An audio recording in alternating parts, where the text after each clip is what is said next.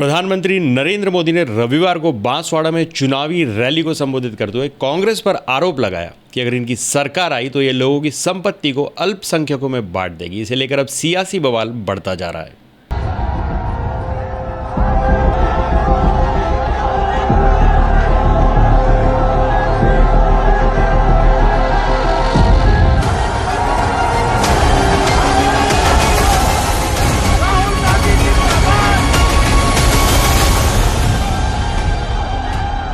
24 के सियासी रण पर पारा चरम पर है। जैसे जैसे दूसरे चरण के मतदान की तारीख करीब आ रही है, वैसे वैसे जुबानी जंग तेज होती जा रही है। 400 पार के नारे से बात आगे निकलकर मंगलसूत्र तक आ गई है। पहले पीएम के वो बयान सुनिए जिसे कांग्रेस ने झूठा बताते हुए इसे चुनावी मुद्दा बना लिया है। कांग्रेस और इंडी गठबंधन की नजर अब आपकी कमाई पर है। कांग्रेस के शहजादे का कहना है कि उनकी सरकार आई तो कौन कितना कमाता है, किसके पास कितनी प्रॉपर्टी है, किसके पास कितना धन है, किसके पास कितने मकान है, उसकी जांच कराएंगे। किसको बांटेंगे? अब इस बयान का वो हिस्सा सुनिए जिस पर कांग्रेस पीएम की शिकायत चुनाव आयोग में करने की बात कह रही है। ये मैनिफेस्टो उनका कह रहा है। भाइयों बहनों, आप सोचिए, हमारी माताओं बहनों के पास सोना होता है, कितना ही कम क्यों न हो, वो स्त्री धन होता है, पवित्र माना जाता है, कानून भी उसकी रक्षा करता है। अब इनकी नजर कानून बदलकर हमारी माताओं बहनों की संपत्ति छीनने का भी खेल खेला जा रहा है। उनका मंगलसूत्र, उस पर उन लोगों की नजर है। जैसे जैसे दिन बीत रहे हैं वैसे वैसे लोकसभा का चुनाव प्रचार और तेज होता जा रहा है। रविवार को राजस्थान में बांसवाड़ा में प्रधानमंत्री मोदी ने कांग्रेस पर जबरदस्त हमला बोला। पीएम मोदी ने कांग्रेस की संपत्ति बांट देंगे वाला तंज कसा। पहले जब उनकी सरकार थी उन्होंने कहा था कि देश की संपत्ति पर पहला अधिकार मुसलमानों का है। इसका मतलब ये संपत्ति इकट्ठी करके किसको बांटेंगे? जिनके ज्यादा बच्चे हैं उनको बांटेंगे। घुसपैठियों को बांटेंगे। क्या आपकी मेहनत की कमाई का पैसा घुसपैठियों को दिया जाएगा? आपको मंजूर है? ये कांग्रेस का मैनिफेस्टो कह रहा है कि वो माताओं बहनों का सोने का हिसाब करेंगे, उसकी जड़ती करेंगे, जानकारी लेंगे और फिर उस संपत्ति को बांट देंगे और उनको बांटेंगे जिनको मनमोहन सिंह जी की सरकार ने कहा था कि संपत्ति पर पहला अधिकार मुसलमानों का है। भाइयों बहनों, ये अर्बन नक्सल की सोच, मेरी माताओं बहनों, ये आपका मंगलसूत्र भी बचने नहीं देंगे, यहां तक जाएंगे। मैं कह अब इसे लेकर बीजेपी और कांग्रेस आमने सामने आ गई। प्रधानमंत्री नरेंद्र मोदी ने बांसवाड़ा में कहा था कि अगर कांग्रेस सत्ता में आती है तो कांग्रेस लोगों की संपत्ति को अल्पसंख्यकों में बांट देगी। कांग्रेस सांसद राहुल गांधी ने कहा कि उनके झूठ का स्तर इतना गिर गया है कि वो घबरा कर वो अब जनता को अपने मुद्दों से भटकाना चाहते हैं। इतना ही नहीं, कांग्रेस अध्यक्ष मल्लिकार्जुन खड़गे ने प्रधानमंत्री मोदी से मिलने का वक्त भी मांगा। बताया जा रहा है कि पीएम मोदी से मुलाकात कर खड़गे उन्हें कांग्रेस का घोषणा पत्र सौंपेंगे। उन्होंने सीधा उल्लंघन किया है 123, जो किसी रूप से धर्म के आधार पर कोई वक्तव्य अलाउ नहीं करता है चुनाव के वक्त। चुनाव आयोग के बारंबार सर्कुलर्स का उल्लंघन है। उन्होंने भारतीय संविधान की अस्मिता पर आघात किया।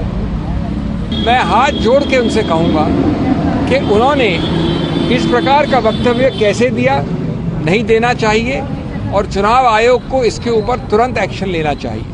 बांसवाड़ा में चुनावी रैली को संबोधित करते हुए प्रधानमंत्री मोदी ने कहा था कि अगर कांग्रेस की सरकार आई तो वो लोगों की संपत्तियों को लेकर ज्यादा बच्चे वालों और घुसपैठियों में बांट देगी।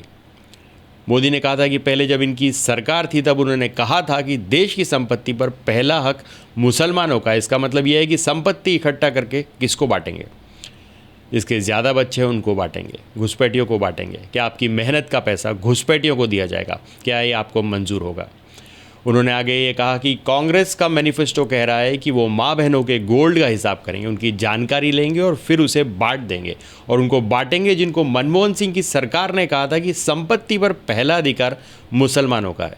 जिस तरह का दुष्प्रचार हो रहा है कि मोदी जी जो है आएंगे तो संविधान खत्म हो जाएगा, लोकतंत्र खत्म हो जाएगा, ये उस नेता के लिए कह रहे हैं जो नेता की लोकतंत्र के मंदिर पे मत्था टेक करके और अपने सीने से संविधान को लगा करके अपने सुशासन के सफर को 10 सालों तक आगे बढ़ाते हुए आगे बढ़ रहे हैं। उनके लिए आप इस तरह के दुष्प्रचार कर रहे हैं, तो निश्चित तौर से इस तरह का दुष्प्रचार इस बात का प्रतीक है कि आपका अभी से जो है वो हार का हैंगओवर और ये डिफीट का डिप्रेशन सर चढ़ के बोल रहा है। कांग्रेस ने 5 अप्रैल को अपना घोषणा पत्र जारी किया था। इसे कांग्रेस ने न्याय पत्र का नाम दिया था। इसमें कहीं भी संपत्ति बांटने का जिक्र नहीं किया गया है। हम तो देख रहे हैं कि चुनौती भारतीय जनता पार्टी के लिए बढ़ती जा रही है, और पहले चरण में जो चुनौती बढ़ी उसका ये नतीजा निकला कि प्रधानमंत्री की जुबान फिसल जाती है, जुबान बदल गई, भाषा बदली, भाव भंगिमा बदल गई, सब कुछ बदल गया, डरे हुए दिख रहे हैं, कंपकपी छूट रही है प्रधानमंत्री को। अच्छा लग रहा है देखकर। जिस तरह की भाषा का इस्तेमाल कर रहे हैं ये भाषा गैर संवैधानिक है।